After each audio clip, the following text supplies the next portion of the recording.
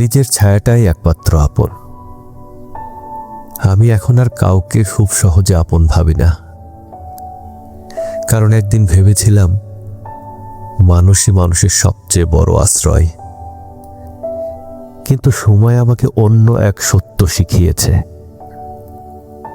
যাদের খুব কাছে টেনে নিয়েছিলাম, যাদের বিশ্বাস করে হৃদয়ের দরজা খুলে দিয়েছিলাম, তারাই একদিন নীরবে সরে গেছে আমার জীবনের পথ থেকে।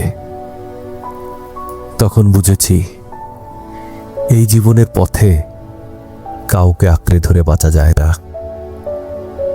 কারণ বাঁচতে হলে শেষ পর্যন্ত মানুষকে একাই হাঁটতে হয়, নিজের শক্তিতে দাঁড়াতে হয়, নিজের অশ্রু নিজেকেই মুছতে হয়। এই পৃথিবীতে আপন বলে সত্যিকারের কেউ নেই। মানুষ আসে, কিছুটা পথ পাশে হাঁটে, তারপর সময়ের স্রোতে সবাই আলাদা হয়ে যায়। শেষে যখন চারপাশ ফাঁকা হয়ে যায়, তখন শুধু একটাই সঙ্গী পাশে থাকে, সে হলো নিজের ছায়া, যে কখনো ছেড়ে যায় না, যে নীরবে সব পথেই সাথে থাকে।